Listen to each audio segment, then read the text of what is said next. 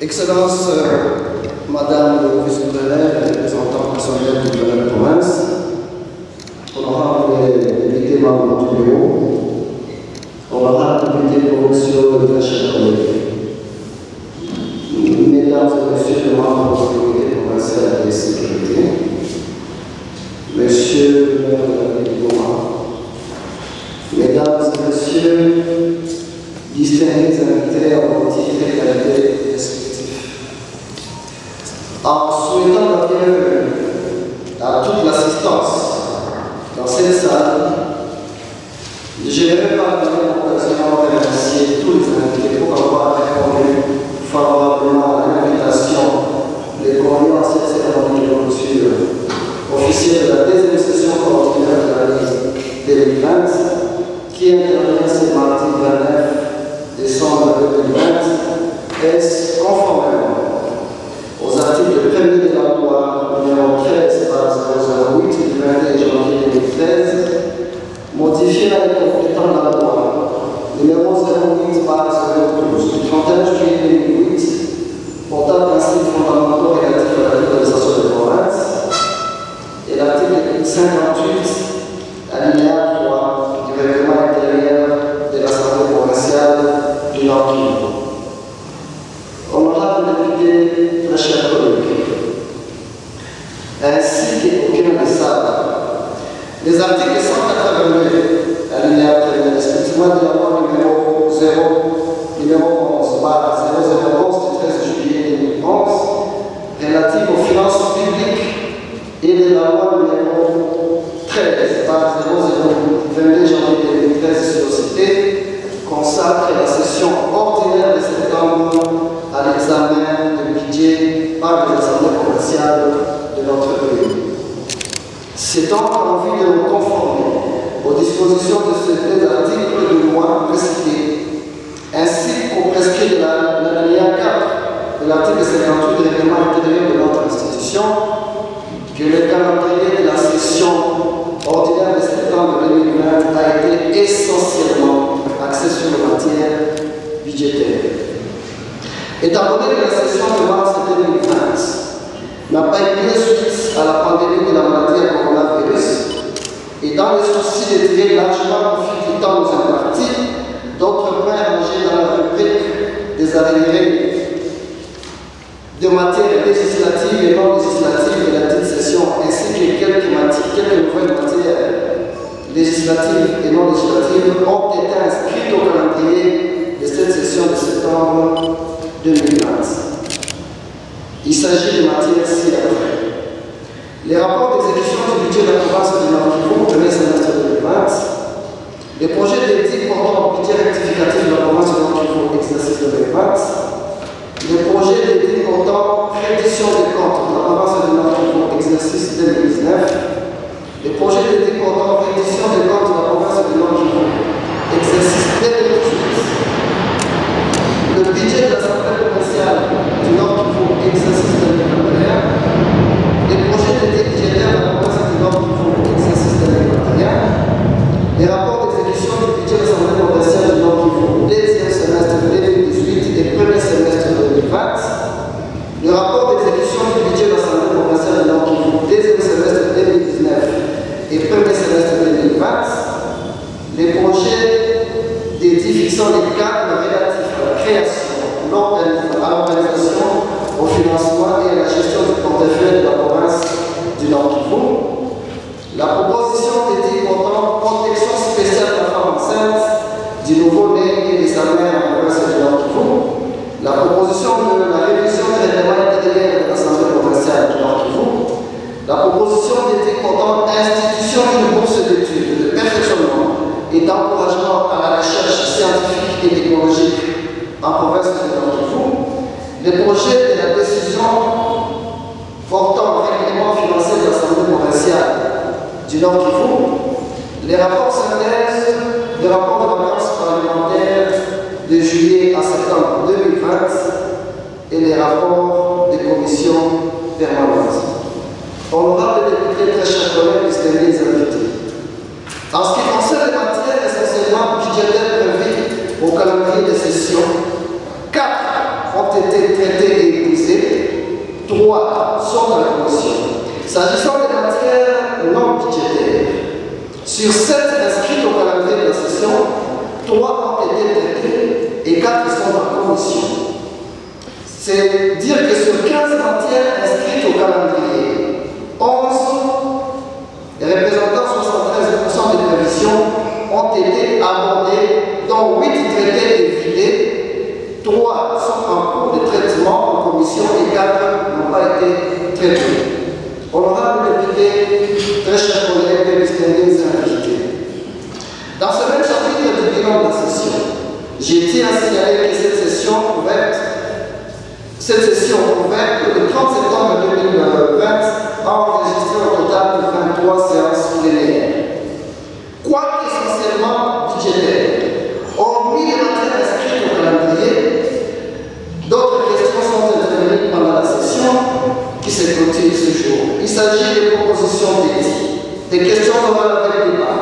des questions écrites, des interpellations, ainsi que des motions soulevées ou déposées par des honorables députés ayant abouti soit à des recommandations, soit à des résolutions. S'agissant des propositions éthiques, 4 ont été enregistrées, dont 2 jugés irrécevables et 2 en cours de traitement. S'agissant des questions orales avec débat, j'ai signalé qu'au cours de cette session, nous avons enregistré 5 questions dont une a été débattue et 4 programmées mais non traitées suite aux exigences sanitaires à la suite de la deuxième vague du coronavirus. Pour ce qui concerne les questions écrites, nous avons enregistré 4 questions écrites, dont une a été envoyée au destinataire et répondue et 3 ont été jugées irrécevables. Au chapitre des résolutions votées pendant cette session, il s'y est décidé. La résolution numéro 001 par 2020 du vendredi 13 novembre 2020 portant l'institution d'une commission spéciale et temporaire chargée d'exploiter les rapports des vacances parlementaires des honorables députés pour ceux de notre niveau pour la période allant du 2 juillet au 29 septembre 2020. 2. La résolution numéro 002 par 2020 du 17 novembre 2020 portant l'institution d'une commission d'enquête sur le présumé massacre de population dans le territoire de Walikale en province du Nord Kivu. 3. La résolution numéro 003 par 2020 du 30 novembre 2020 portant l'institution d'une commission spéciale de comptabilité et de contrôle des ressources de l'Assemblée provinciale du Nord Kivu pour le second semestre 2019 et le premier semestre 2020. 4. La résolution 004 par 2020 du 14 décembre 2020 portant l'institution d'une commission spéciale chargée d'examiner la demande d'élever des immunités parlementaires de l'honorable commission Fali, député provincial du Nord Kivu. Au niveau des commissions permanentes, plusieurs autorités ont été auditionnées pour fournir des éclaircissements sur certains problèmes qui touchent la vie de la population et c'est dans différents secteurs. C'est ici l'occasion d'encourager les commissions pour le travail abattu pendant cette session, malgré les difficultés de leur fonctionnement, dont nous connaissons tous la cause, particulièrement la commission ECOFIN et la commission d'aménagement, infrastructure, environnement et ressources naturelles. Quant aux activités du bureau, hormis les travaux de routine, 4 réunions de la conférence des présidents ont été organisées et 9 réunions du bureau ont été tenues, ainsi que plusieurs missions effectuées à l'intérieur comme à l'extérieur de la province. Honorable député, très chers collègues, distingués invités, la session qui s'achève ce jour a connu de perturbations dues à la mesure du chef de l'État qui a été relayée dans l'arrêté ministériel du 17 décembre 2020 portant modalité pratique d'exécution de mesures de limitation contre la deuxième vague de la pandémie Covid-19 du vice-premier ministre, ministre de l'Intérieur, Sécurité et Affaires coutumières. Ce qui justifie que certaines matières n'ont pas été abordées au cours de cette session en dépit de leur pertinence. Cependant, en votant l'édit budgétaire de la province du Nord Kivu, l'Assemblée provinciale vient de doter l'exécutif provincial des moyens politiques pour l'exercice 2020. En conséquence,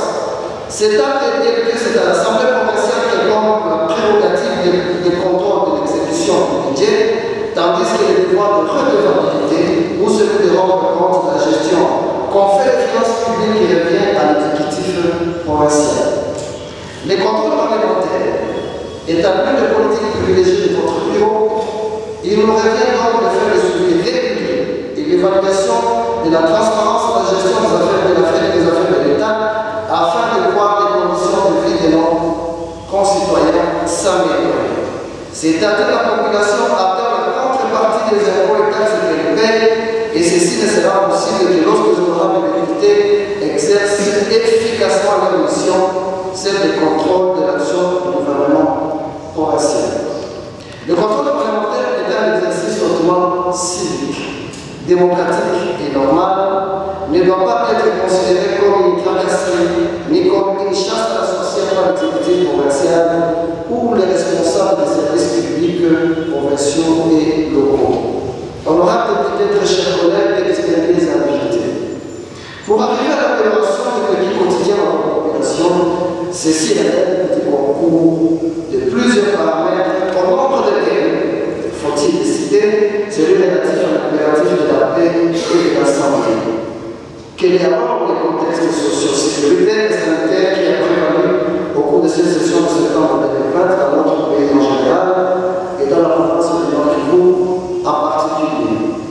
Concernant la situation politico-sécuritaire générale de notre pays, qu'il vous plaise de me permettre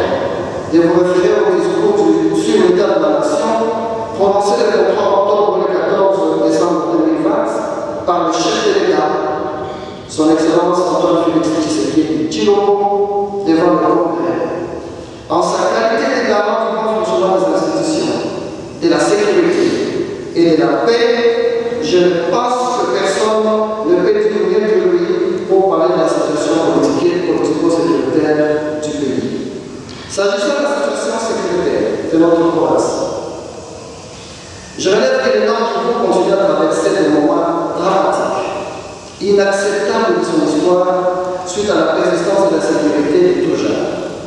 Je pense ici au massacre, aux tueries, au kidnapping, enlèvement, déplacement massif de population et autres souffrances imposées à l'opposé des populations en territoire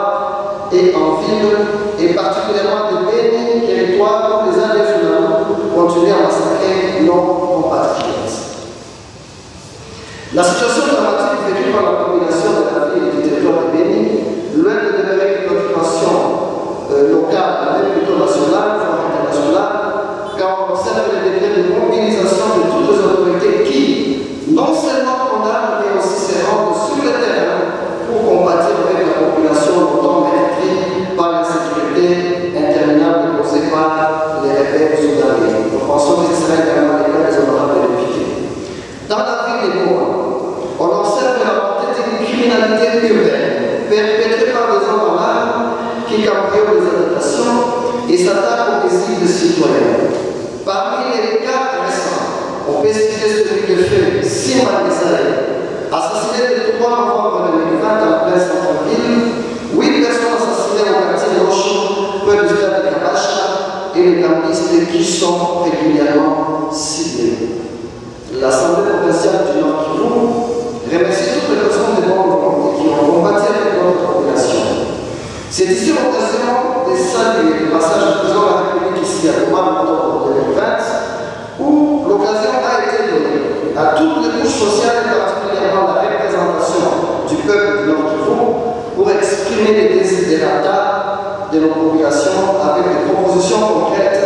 pour la sortie de la crise sécuritaire. L'Assemblée provinciale prend le fermement tous ces tueries perpétrés sur toute l'étendue de la province et demande à nos services de multiplier les efforts pour non seulement rechercher les coupables, mais qu'ils soient poursuivis et répondre de leurs actes devant la justice. Au regard des différentes mesures prises par le président de la République, chef de l'État, après les consultations organisées au mois de novembre dernier, en ce qui concerne le rétablissement de la paix dans les zones en proie à la sécurité et au conflit, nous avons l'espoir du retour de la paix. C'est ici l'occasion de solliciter les Excellences de M. le Président de la République, chef de l'État, son retour et son installation temporaire, et l'état-major des femmes de ces arguments pour suivre de près la misère de nos populations et mettre des climat interne à la sécurité au Nord Kivu qui n'a que trop duré et occasionné un drame. Et ainsi concrétiser cette promesse des campagnes, notamment les retours effectifs de la sécurité et la paix dans nos villes et territoires que les Nord Kivusiens attendent de voir se réaliser au cours de l'année 2021.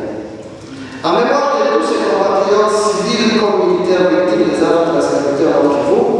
je vous demande, chers députés et chers collègues et chers invités,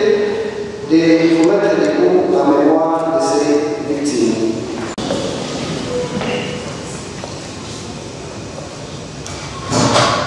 Merci. J'invite toute la population à continuer à faire confiance à notre armée et à nos services de sécurité en démontrant tous les auteurs et complices impliqués dans la sécurité de notre province en se désolidarisant de tous les ennemis de la paix. En plus de la situation sécuritaire qui prévaut dans notre province, la situation sanitaire est également préoccupante avec les cas de la pandémie à coronavirus COVID-19,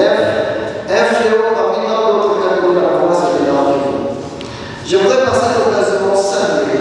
les efforts consentis par le gouvernement de la République ainsi que ses partenaires intervenant dans le secteur de la santé pour combattre cette pandémie. Au regard des statistiques enregistrées ces jours, il y a lieu de souligner que les dangers restent imminents. Au stade actuel, les Nord Kivu enregistrent le cumul de 1262 cas, dont 1080 guéris, 163 décès, 11 rapatriés et 8 actifs. À cet effet, j'invite la population à continuer à observer scrupuleusement les mesures barrières telles que contenues dans l'arrêté interministériel numéro 25 du 17 décembre 2020 portant modalité pratique d'exécution de mesures de limitation contre la deuxième vague de la pandémie COVID-19 du vice-premier ministre de l'Intérieur, Sécurité et Affaires coutumières. Honorable député, chers collègues, distingués invités, je ne saurais clore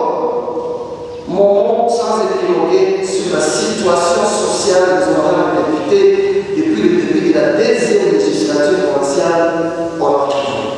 En effet, tant il est vrai que l'amélioration des conditions de vie de nos populations doit être la priorité, sinon la principale préoccupation des élus provinciaux, il va sans dire que l'efficacité de l'exercice du mandat parlementaire est aussi tributaire des conditions de travail dans lesquelles évoluent les élus du peuple. À côté des attributions essentiellement parlementaires, les honorables députés sont et vivent dans la communauté où ils sont appelés à satisfaire à d'innombrables charges, notamment familiales. L'absence de la retenue à la source de grande puissance universelle de caractère national, pourtant prévue par l'article 755 de la Constitution, ou si vous le permettez, l'irrégularité de la rétrocession en province, mettre non seulement les institutions provinciales, au premier rang desquelles l'Assemblée provinciale, dans des difficultés de fonctionnement, réduisant son efficacité institutionnelle ainsi que celle de ses membres qui sont les honorables députés provinciaux ainsi que les personnels politiques et administratifs qui, voilà 9 mois impayés, font face à une situation fragile, des fragilités sociales autant que la population. La clôture de la session budgétaire de septembre 2020 intervient à l'ordre de la réunion que le président de la République, son Excellence Antoine Félix Tshisekedi Tshilombo, a prévu d'avoir avec le président des assemblées provinciales à marge de la conférence de gouvernement. Les Nord Kivu étant valablement représentés par l'honorable président Robert Tshisekedi, je profite de cette occasion qu'à travers sa présence à ces assises, les honorables présidents examinent et approfondissent la proposition de l'institutionnalisation de la conférence des présidents des assemblées provinciales de la LDO, un cadre de concertation qui permettrait de réunir périodiquement les présidents des honorables des différentes provinces pour échanger sur l'exercice des missions parlementaires et les défis communs qui rencontrent les provinces, en l'occurrence l'insécurité généralisée, l'irrégularité et la rétrocession et surtout le frais de fonctionnement, les défis de gestion du personnel politique et des entreprises des assemblées provinciales, les défis de la prise en charge des députés provinciaux et les personnels politiques et administratifs et autres questions sensibles. Honorable député, très chers collègues, distingués invités, les points prévus à l'ordre de la presse étant épuisés, il ne me reste qu'à remercier d'abord l'honorable député de convention pour le courage, les dévouements, la détermination dont ils vont faire montre de notre association en dépit de la situation difficile que traverse notre institution. Les vagues politiques que connaît notre pays ainsi que les différents événements qu'a connu cette session. Ensuite, les invités pour leur engagement et leur intérêt attachés aux activités de l'Assemblée provinciale. Nous nous trouvons à 2 jours de la fin de l'année 2020. La courtoisie m'oblige à souhaiter, d'ores et déjà, à vous-même ainsi qu'à tous ceux qui nous sont chers, de meilleurs vœux de bonheur, de santé, de prospérité pour l'année 2021. Aux honorables députés provinciaux qui vont commencer les vacances parlementaires, je leur souhaite de passer de très bonnes vacances dans les circonscriptions respectives où ils doivent mettre au profit de la présence pour continuer à bénéficier de la confiance de leurs électeurs. C'est sur cette note d'exhortation que je déclare en cause la session ordinaire de septembre 2019. Que vive la province de Jean-Pivot, je vous remercie. J'invite toute la population à continuer à faire confiance à notre armée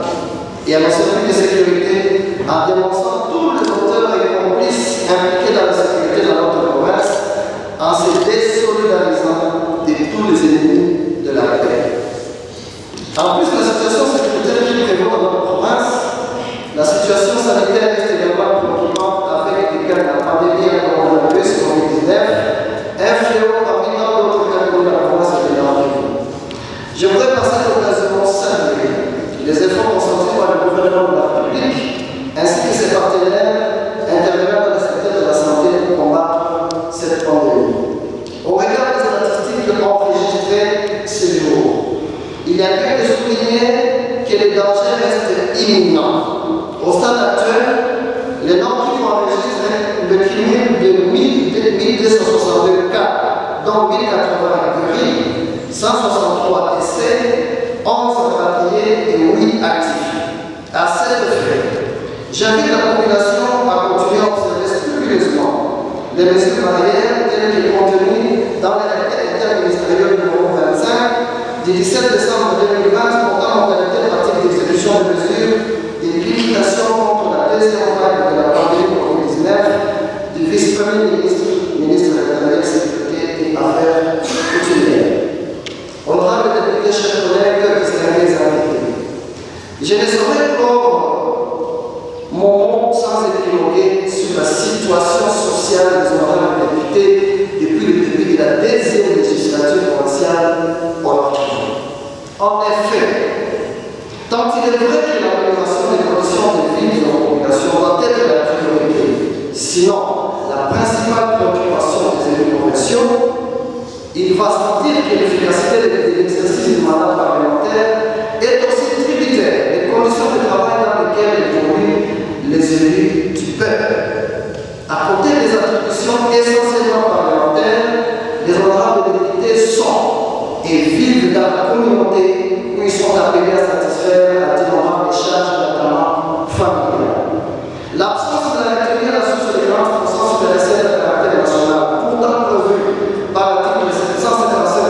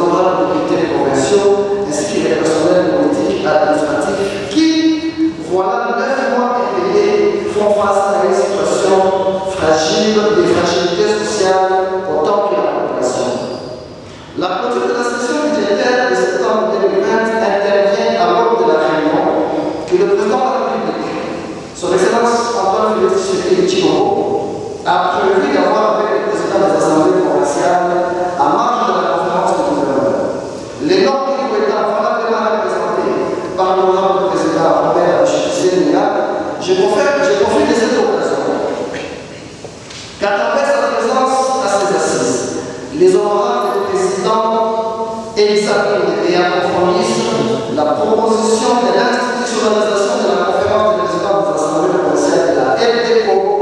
un cadre de concertation qui permettrait de réunir périodiquement les présidents des organes délibérants de la province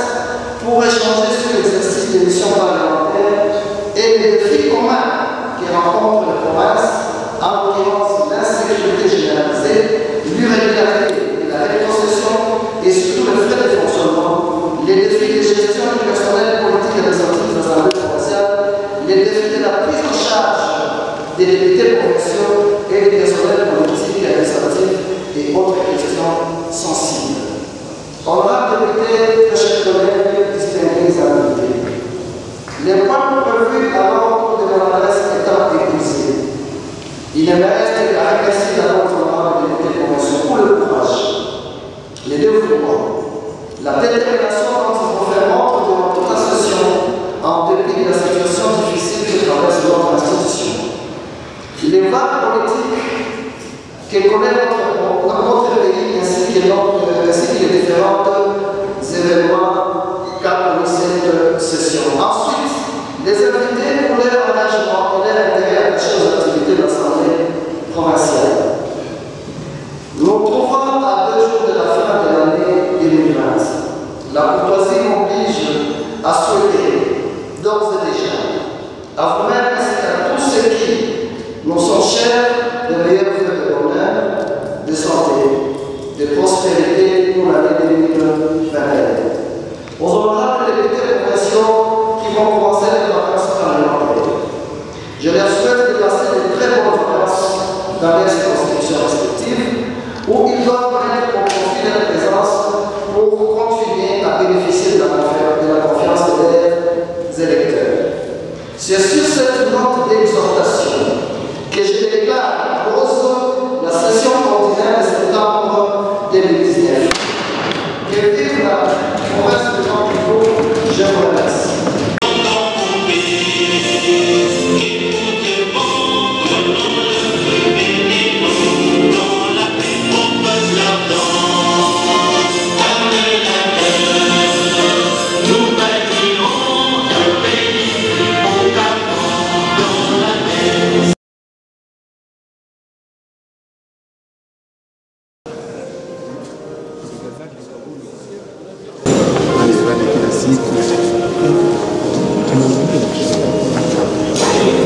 D'abord, noter que la session de septembre 2020 a été marquée d'abord par, sur le plan sanitaire, par cette deuxième vague de coronavirus qui a été à la base de l'arrêt des activités parlementaires.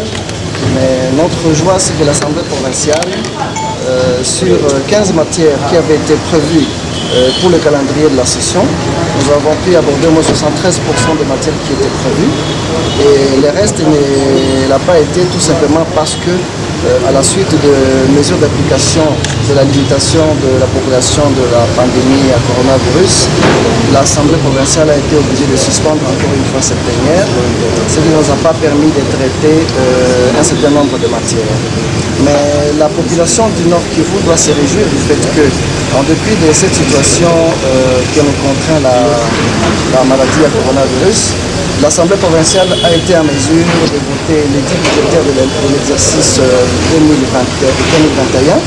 évalué, je crois, à 190 milliards de francs congolais. L'Assemblée provinciale a quand même voté l'exécutif provincial d'un outil important de moyen de sa politique. Ce qui veut dire qu'en dépit du fait que nous n'avons pas traité toutes les matières prévues au calendrier, mais au moins pour l'année prochaine, le gouvernement provincial n'a pas d'excuses. La population attend voir des œuvres qui seront le fruit des impôts et taxes qu'elle paye régulièrement, la construction des écoles, des ponts, les infrastructures scolaires, le paiement des fonctionnaires, etc. Et pour ça, l'Assemblée provinciale se réjouit quand même qu'en dépit des difficultés liées à la maladie à coronavirus, elle a pu voter les 10 budgétaires pour l'exercice 2021. Mais à côté de cette idée, beaucoup de questions dans le cadre du contrôle parlementaire ont été abordées. Nous avons enregistré des questions orales avec débat, nous avons enregistré des questions écrites, des interpellations, voire même des motions qui ont été déposées ici à l'Assemblée provinciale pour dire que, et dans le secteur de la représentation de la population,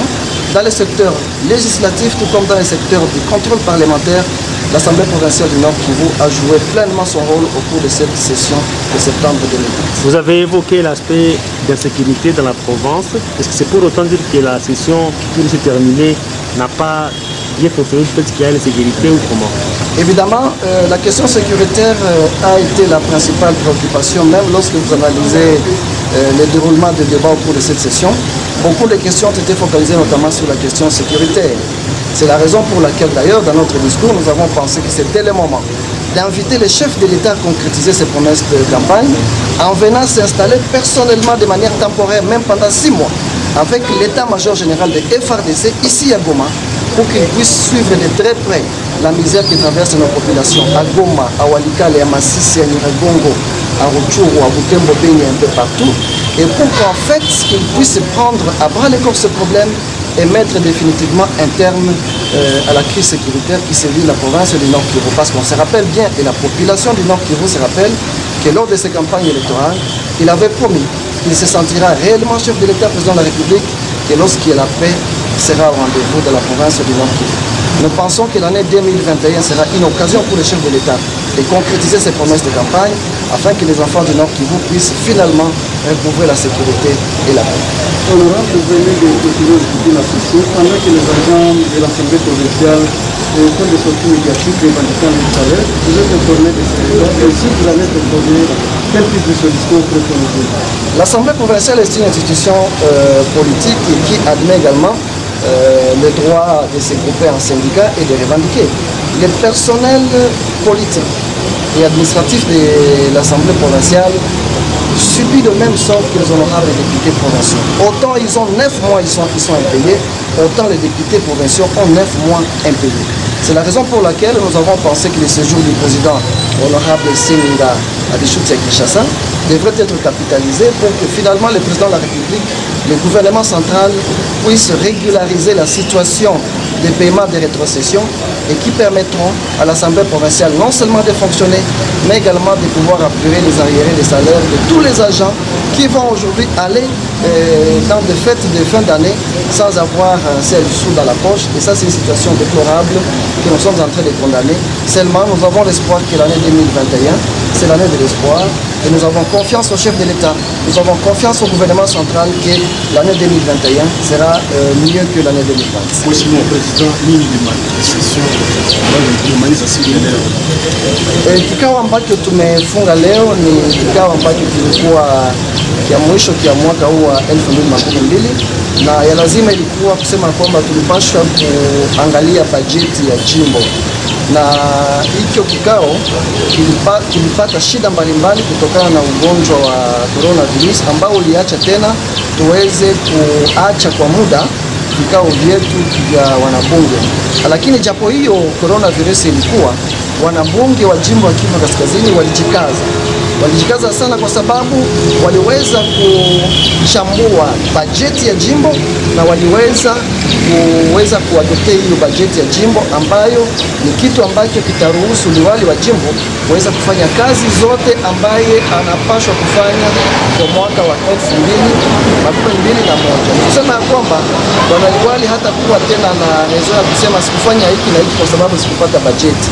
Kusema raia ambao waliotuchagua, raia wa jimbo wa Kivu Kaskazini, wanamchua kuweza kufanya mambo ya maendeleo, miradi ya maendeleo, kujengwa kwa masomo, kujengwa kwa vilalo, kulipwa kwa wanakazi wa serikali na mambo kadhalika ambao raia wanachunga. Japo hiyo tumefanya hiyo bajeti, kuna kazi nyingi ambazo vile wanabunge waliweza kufanya. Waliweza kukuwa na hiyo tunaita control parlementaire ama uchunguzi wa wanabunge. Tuliweza kuitisha mawaziri fulani kuweza kujua namna gani wanaongoza sekta mbalimbali ambazo wanaongoza. Vile wanabunge waliweza kukamata mipango mbalimbali ambayo ni ya maendeleo. Lakini tunapaswa kusema kwamba katika hiyo kikao kia Septemba tuliweza kupata shida mbalimbali za ukosefu wa usalama katika teritwari ya Beni. Mauaji yanaendelea katika teritwari ya Walikale, Nyiragongo, Ruchuru, Butembo, Goma, popote mauaji yanaendelea, na ndipo maana katika neno langu niliweza kutoa aliko kwa rais wa nchi Baba Felix Antoine Tshisekedi kuweza kumwalika aje yeye mwenyewe akae hapa Goma kwa muda wa miezi 6, akuje vile vile na jeshi lote wakuje wafuatilie kabisa kwa makini namna gani raia wa jimbo wa Kivu Kaskazini wanaishi katika tabu, katika mauaji, katika ukimbizi. Na nadhani ya kwamba vile vile kwa kuona ya kwamba presidenti wa bunge Honorable Robert Abishuti Seninga amepatikana huko Kinshasa, sasa tutamuomba vile vile aweze kutoa mwito wa wanabunge wote, wanakazi ambao wamefanya miezi 9 sasa hawakulipiwa. Ikakuwa wanakazi wa kisiasa ama wa cadre politique ou administratif, ikakuwa wanabunge imekuwa miezi 9 hawakulipiwa.